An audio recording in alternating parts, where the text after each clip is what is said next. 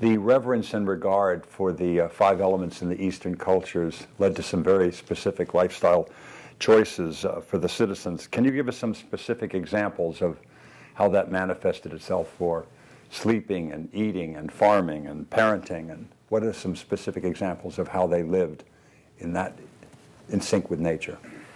So when you say five elements, these are the ingredients of life. This human being is just a product of five elements, so is the planet, so is the whole creation. The most fundamental aspect of yoga is referred to as Bhuta Shuddhi. Bhuta Shuddhi means cleansing of the elements. So we are essentially talking about four elements and their manifestations. We are living the space. There are certain things which you can do with space, but it doesn't need any cleansing. So the four elements need cleansing. How these four elements behave within you will determine your health, longevity, psychological balance, spiritual possibilities, mystical access. Everything is determined by how you keep the four elements within the system. 72% of your body is water, another 12% is earth, another 6% is air, another 4% is fire, the remaining is space. If you know how to keep these four elements, then your well-being, your health, your longevity, your ability to determine how long you should live and when you should live, all these things are 100% in your hands. You become a master of your own destiny. If you just control the waters in the system, phenomenal things will happen. Always there's a large focus on water because 72% of the body is water. You must understand, this body is just a product of this planet. 72% of the planet itself is water. If you want to look for life somewhere where there is no life right now or where we cannot spot life right now, the first thing we look for is presence of water. And it is the only miraculous element found on this planet which is naturally available in all the three states of being solid, liquid and gaseous at the same time. So, when I say water, it's interesting that today in the last probably 6 to 8 years, much research has gone into water as to what water is capable of.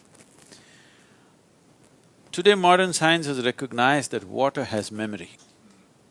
If you give it a certain thought, this cup of water, it will remember. If you give it a positive thought or a negative thought, a positive emotion, negative emotion, it actually remembers. We've always been aware of this. So, in the East, even today, even in cities if you come to homes, except those who've been Western educated, in all their homes, water is treated in a certain way. We never drink water which straight comes out of a pipe or a fountain. We always hold it in a brass vessel or a copper vessel, and we worship the water overnight and leave it there at least for 8 hours, then only we consume. Today modern scientists are saying this, if water is pumped through the pipe, if it takes 50 turns, bends, let's say it's pure nice water, 50 bends if it is forcefully pumped through the pipe, 60% of it turns in a molecular way unpalatable to the human body. It becomes poisonous in some way. The chemical structure will not change, but the molecular structure will change. If you keep it there for about 20 to 40 minutes, it will undo itself. But straight from the pump if you drink, you are causing immense damage to the system. This is modern science. We have always known this, if you bring water, you must place it in one place, they will apply certain so-called sacred paste and other things on the vessel, they will worship it, give the best thoughts to it, leave it there for some time and then only drink. Some British company has come up with this is called as a Water Imploder. We are trying to bring it to our farmers in India. This implodes water in a certain way and changes the molecular structure, then after that if you feel the water, it feels silky. You might have felt this. See, you feel the water in the stream, how it feels. and then let's say it falls down a waterfall, not everywhere, in some places, it falls down from a waterfall at a certain height with a certain force. After that, the same stream, you touch the water, it'll feel silky because water is imploding itself by falling with a certain force upon a rock or something. So this is done in a machine, and we find the growth rate of the plants will go up considerably. Almost 22% excess growth has been noticed with the same amount of water. Or you can reduce the water that you give to the farm by about 47% if you implode the water.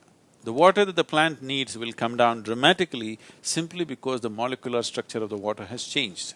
We live in a tropical country where it's hot and we sweat. You will never see any Indian carrying a water bottle and walking around. Here, You can't go to the market without carrying a water without bottle. water here in bottle, LA. they'll fall down. Have a drink before you leave the house, folks. So the way you treat the water is very, very important. Just constantly drinking water has many, wrong things happening in the system. If you drink a certain volume of water at once, the body will determine how much to absorb and how much not. But if you sip it constantly, body will get confused and start absorbing more than it should. So this will bring down the concentration of sodium in the blood level, and a certain level of brain swelling will happen. But you will not feel headache. If you do not drink water, the sodium content increases and then there is a swelling where you will feel headache. So you think just because you have a headache, you think you must sip water. If you sip water all the time, it has various other kinds of imbalances. Excess water consumption, not just by ingestion, excess water absorption in the body will lead to various kinds of psychological imbalances. In yogic system, always there is a taboo on drinking water in between. If you drink water now, till you feel thirsty, you should not drink water. When you feel thirsty, you must wait for 15 to 20 minutes and then drink water. How much should you drink? Just to quench your thirst, another 10% more, just in case you are not feeling things out, 10% more than what you need and nothing more. Constantly drinking water in a country which is not even warm and sweaty.